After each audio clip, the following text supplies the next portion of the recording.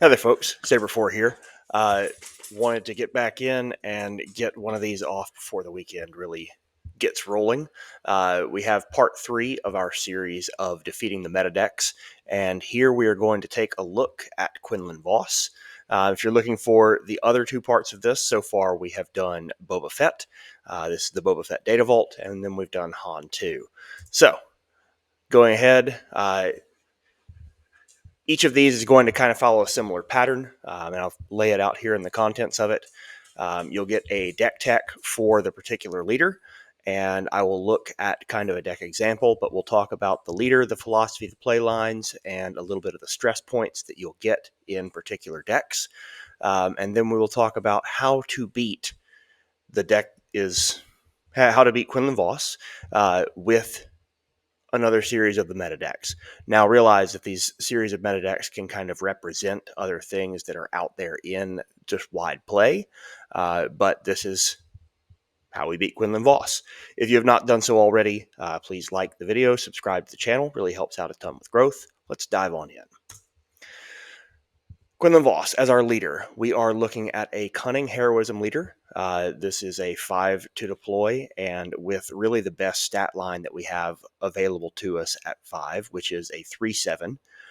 He is a ping type ability. As a leader action, when you play a unit, you may exhaust this leader, and if you do, you can deal 1 damage to a unit on the board that costs the same as the unit you just played. So, what this does is that when paired with Tarkentown, allows you in most cases to play your turn 1, especially if you're going second, to play your turn 1, ping the unit that is there, remove the unit from the game with Tarkentown, and start off turn 2, usually up a unit. Now, this represents one of the somewhat problematic portions of Star Wars Unlimited as it stands right now, which is that turn 1 play and the degree to which that turn 1 play shifts games. Quinlan takes advantage of this and is one of the leaders that takes advantage of this very well. There is nothing inherently wrong with that interaction, but it is one of these that definitely follows a play line that is very advantageous and uses that to its advantage throughout the game. On his leader side, he is a 3/7 Force Jedi Republic unit. With the same ability, he has the ability to ping something, but now we unlock the same or less. So as long as you are playing at or above the curve that your opponent has played or has a unit on the board, Quinlan is able to ping it. So I did a beating Quinlan Vos in our Jump to Lightspeed segment of this, and there we kind of followed what the philosophy was and talked about how this deck works. This is a ping, disrupt, and outvalue. Quinlan is never going to be one of these unless you use a couple of very specialized units that has big giant swings out of his units. When we talked about actions and how many actions does it take to win a game, Quinlan is one of the longer ones because the majority of his units swing at a 3 or under. He's a ping unit, he's board control, but he is very solidly one of the best leaders in the mid-range of the game, just because of the way that he is able to board control and the way that he is able to continue to stay in good control and compete. Quinlan is probably one of the most fair leaders into a wide field that you're going to find. And it's because of this play patterning, and it's because of how this deck works. If you match curve, if you match whatever your opponent has put out, Quinlan can ping units and soften them up, making them open to attack, but he also can take most first turn plays out of the game, leading to a situation where he's always got kind of a unit up. And being ahead by that action is critical to Quinlan winning or losing games in many cases. Disrupt is another central part of his gameplay, and there are multiple ways that he can do this. As we said, board disruption, Tarkentown, taking away turn 1 plays, really slows down what your opponents are able to do in the opening rounds of the game. Force throw. With the addition of several of these new units, Force Throw is a major set of disruption. Not only can it remove a card from your opponent's hand, but it also can remove their units from the board. If they are being forced to kind of hold on to a series of plays, quite often it's a choice between, do I play, Force Throw played early in a turn, becomes a choice between, do I play the card that was on curve and let one of my units survive, or do I throw away something that's higher value, which will almost definitely get one of my units defeated. Ahsoka comes out on 4 resources or higher and can exhaust a unit if your opponent discards a unit, and that includes leaders. And so Ahsoka can come out and really kind of wreck a turn, but she can also steal a lot of different momentum in there. Qi'ra, which is included in many of these decks, also at 4 resources, can lock a card away by adding to its cost, by making it something that now comes out several turns later, or they have to go and defeat Qi'ra. And then outvalue. Quinlan, as we said, probably the greatest number of fair play lines into the widest field. So if you want a stable deck and you want something that is going to be able to play its game plan repeatedly against a wide field, Quinlan is probably the thing that you want to play. Able to gain value from its units at every resource, 1 to 7, very easily. It usually tops out at 7, so you're usually not having to go deeper into that card pool, and are able to put some of the different pumps and some of the different utility cards in without having to look for a top end that goes beyond the 7 resource turn. No one card in here is the game winner, and as a result, you are able to play with kind of whatever comes to you instead of hoping that you get a specific thing. Many cards can be at that top end. There are many variants of this that use a different 7 cost top end. All of them serve kind of similar functions, and all of them are great ways to win games. Play lines. Turn 1. Turn 1 is usually about denying opponent presence. What you're looking for in that case is usually to ping and then to Tarkin Town.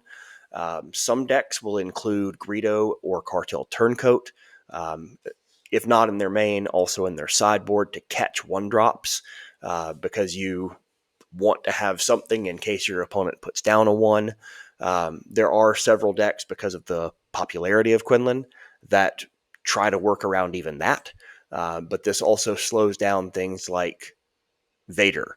Vader puts down, he's trying to play 2 1s in a turn, but that's 2 actions. And if Quinlan is able to put down a 1-drop, he gets rid of one thing. If he's able to put down something the next turn, or is able to kind of slow things down, then it really can mess with the Vader ability. Turn 2, the first cut. This is usually the first time that Quinlan is going to be able to attack base or be able to make an action that really continues to deny board presence.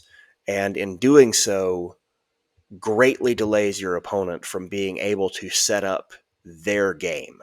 And in doing so, makes Quinlan a real front foot play.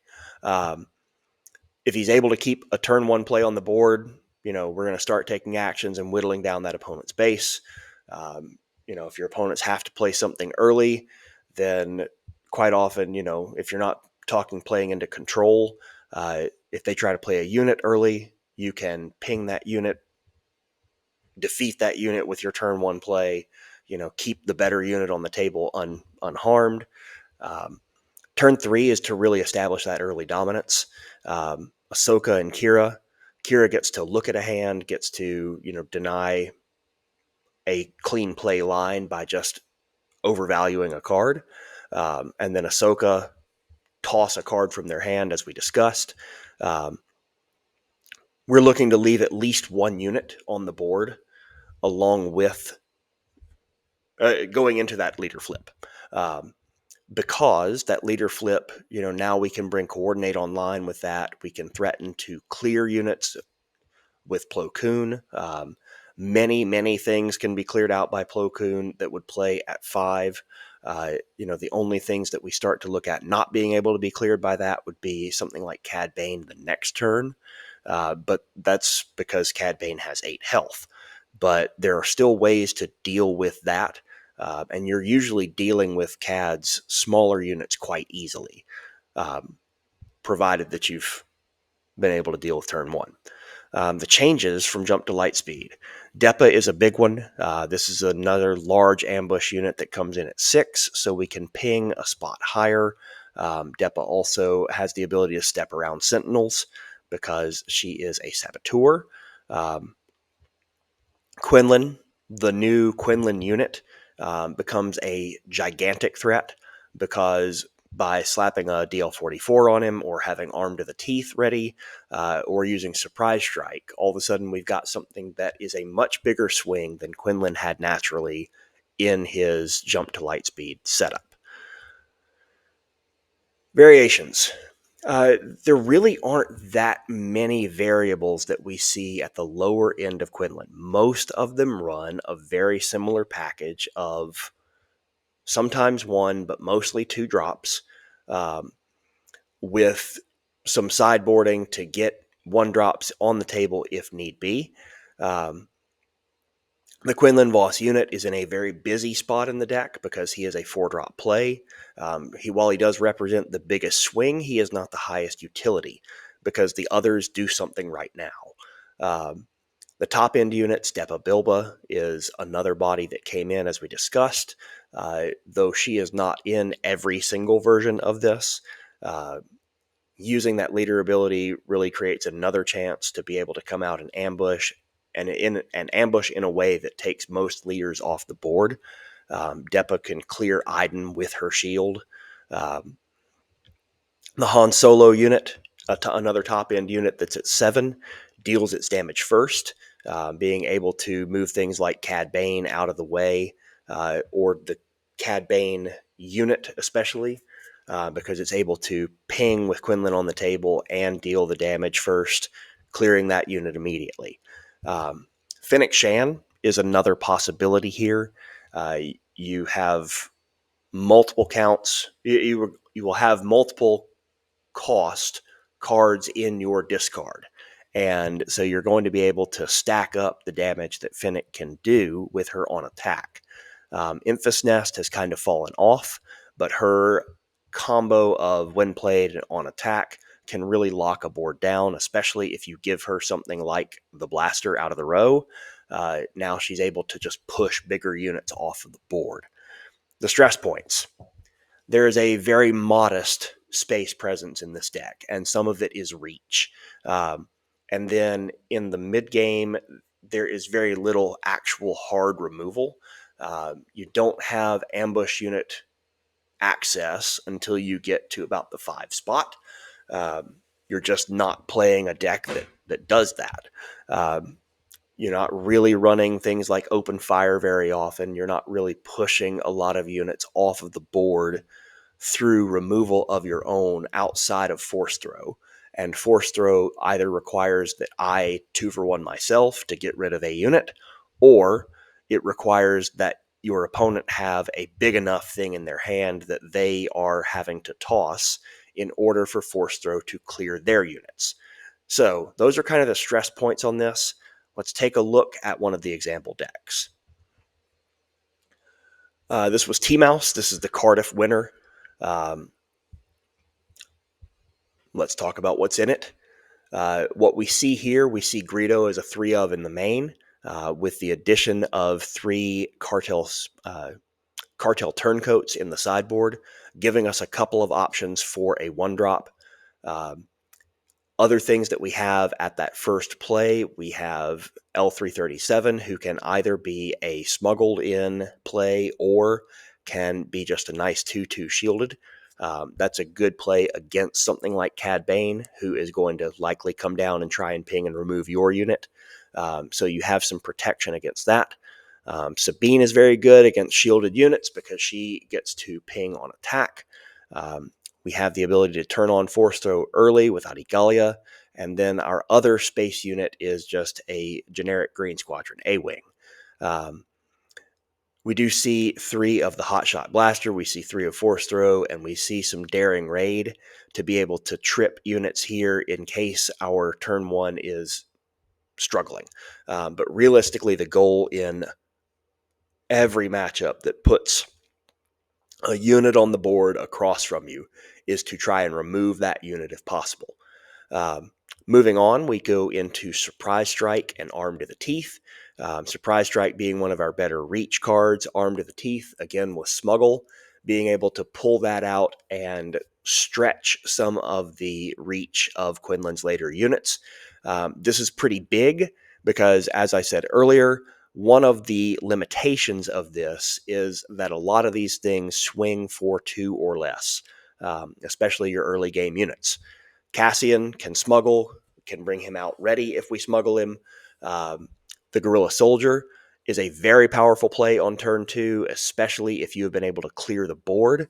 If your opponent tries to play control back into you, then, play Guerrilla Soldier into an open board, deal the indirect damage, ready the thing, swing with it.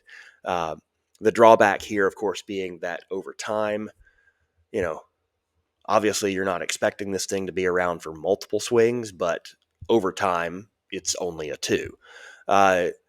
Red 5 is a big addition here. If this can get out and stick, you're pinging units. You're then pinging units again from Red 2. You can passively clear a lot of things, even if they have not been kept on the board.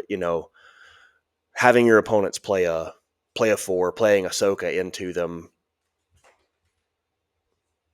having Red 5 that damages Han's units, all big plays. This one did not use Qi'ra, but opted for Quinlan Vos in that spot, and then went on to Plo Koon and a little gap into the 7 spot for Mace Windu. As we said, there are many things that can fill that 7 spot gap. In the sideboard, a little bit of protection from pilots, as you have Bamboozle, which you can play for free. You have Spark of Rebellion to have a little bit more hand hate, and then again with some of the upgrade removal through the Starfighter here. So that's a basic idea of what this deck does. Let's move on into how to beat it. Quinlan Tarkentown. Beating Quinlan Tarkentown with Kylo Ren. The first thing is just to not let the board grow too wide. Kylo is going to do a lot of removal. Kylo is not a huge player in the early game all the time, but he can do a lot of damage to Quinlan because he's got several of these things that he wants to get in the discard anyway. Since Quinlan does not have great removal, if you play your Secretive Sage on turn 1 and then can slap that thing with a lightsaber on turn 2, Quinlan in that main configuration did not have Disabling Fangfighter, and so doesn't have a great way to answer a unit that now has probably 5 power or is a 5 health Sentinel. Constructed Saber on a Witch of the Mist also is big. This can really add to damage and start to do things that Quinlan will struggle to keep up with in the mid-game. Providing a stall to get to the flip is the key. You noticed that in that deck, you did not have an Aggrieved Parliamentarian, and so you didn't have kind of the silver bullet against Kylo Ren, but playing your flip turn and understanding, which you should if you're playing Kylo, how to get that initiative so that you can play your flip turn on your terms is huge. Be aware of the reach of the Quinlan Vos deck. The biggest thing there is that Quinlan is a huge hit. Falcon into Surprise Strike is a big get for them because it dodges your Sentinel. The Quinlan unit is a big hit for them because it can still damage your base while having a large power that hits back into Kylo. And so unless you are able to get your snapshot reflexes in, you can have some of these units come out and hit him pretty hard. Cad Bane. Your ping is less conditional as Cad Bane than Quinlan's, but it is not directed. Your early game is very similar. Cad Bane playing on Tarkentown is a ping Tarkentown deck. trying to keep that field small, meaning that your best play became the crafty smuggler. Or units like Greedo, because Quinlan is not very high on ones. There is a version of the Cad Bane Swarm that uses things like Criminal Muscle, Greedo, and some of the other one-drop Imperials. That you would play the Imperial first, you let Quinlan play what he's going to play, you follow that up with your Underworld card, and you continue to go wide. Initiative matters a lot in here, as this is a very difficult game until you get to your leader flip. You're going to have some back and forth in here, and you're going to be trading a lot of. You're either going to be trading a lot of base damage for some board control, or you're going to be board controlled and not able to push damage. At 7, this becomes a little easier because at 7, you can start to have things like the Cad Bane unit snatch up a lot of his stuff and really start to control the board yourself. Boba Fett. Playing your strength, you are a very space-heavy deck. You're not going to play against Quinlan very strongly on the ground, but you didn't expect to. Having those first-order stormtroopers can really punish force throw, or salvage can really punish force throw, because they did 1 damage, used a resource, dropped a card. Most Quinlan no longer use Jam. They no longer use K2. But them emptying your hand can be a little bit of a problem. Keep in mind that Bamboozle is not just a death blow to this, but beware that you may want to attack with your ship before you place your leader unit on it. Because the thing that can be a death blow to this is if you flip into no resources but 2 cards in hand, and Quinlan manages to bamboozle out your leader and exhaust your ship. Because now all of a sudden you've lost 8 damage plus you've gotten your barrage, but you've lost 8 damage out of the mix. Understand your kills. Planetary Bombardment is big. Maul is big in this. Devastator is huge, but you have to be able to get to them. You are, on average, going to be playing this as a Data Vault deck, which means that you are 8 health larger than it is, so you are at some advantages, but the ability to play things like Ahsoka and Force Throw and slow down some of your early plays is problematic. Qi'ra or other blue villainy control. Your early game units do not matter. Your early game control does. Your late game is much bigger and much stronger. Just be aware that most of these things can be taken out pretty cleanly by Quinlan. The biggest hit that he has is 9, and so if they've got their Quinlan Legends of the Force unit on the deck, that means that you're wanting to make sure you don't get within that kind of magic number. They can also accomplish that same 9 with Plo Koon, Coordinate Online, and Surprise Strike, but that's a kind of rare circumstance. Remember that Plo Koon and Plo can ping Qi'ra, and if she's swung in and gotten a 3 off of her, he can just free kill. Or Krennic can get just outright deleted by Plo Koon. Depa can take out Iden, so just be aware of your leader one-shots. Sabine is a very difficult matchup by archetype. Push damage where you can, ping if the initiative allows, and know where to use your ECL. You might wind up using it earlier than just the Wrecker combination at the end. But also don't forget that Ahsoka against your flip turn can be very powerful, especially if you planned to suit up Sabine in any way. Don't try to trade units. You should be the one initiating base damage. Make Quinlan trade into your stuff, because if you are chasing their units, he will outvalue you at the end. And, enjoy that 35-minute break, because this is going to be a very short match. Playing against Quinlan with Anakin, don't get turn 1. Get yourself in a position, because your leader is on 6. This is one of the leaders where I'm willing to pass into Quinlan and see what they do.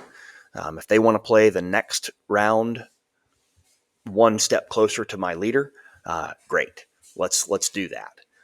If not, then my ability to trade up can always keep that board pretty small. The end game for Anakin is very strong. Yes, he only has 7 health, but if you're doing things like sticking a lightsaber on him, he can be an absolute runaway. You can utilize that built-in restore that's at the lower end through things like Yaddle and Yoda, and really close games out before Quinlan can go wide, because you're able to trade them up, restore some of that base health back, but still get to an Anakin unit that's quite big at the end. And finally, beating Quinlan in the mirror. This is that long grinding match. This is the Quinlan match that's going to go a while, because this is a mix of draw and skill and probably who rolled higher. Because as you play and pass initiative there at the beginning, you both have the same idea: to put down a unit that your opponent cannot ping, or to put down your unit and ping your opponent's out and get rid of it in the first turn. You both know where things are evenly matched. Navigating that turn 1 can swing the game, but just know as you go in, especially if you are a little bit less seasoned at this deck, anticipate if there's a force unit, force throw. Anticipate Cassian from that smuggle. Look at the Falcon from Reach. Look at the Quinlan into a pump. Ambush units, you know where they are. That's Poe, Depa, and Mace. And finally, the exhaust units or the lock from Ahsoka and Qi'ra can really kind of stagnate games. So that's where we are. That is beating Quinlan Vos. Look for part 4 later on, and good luck.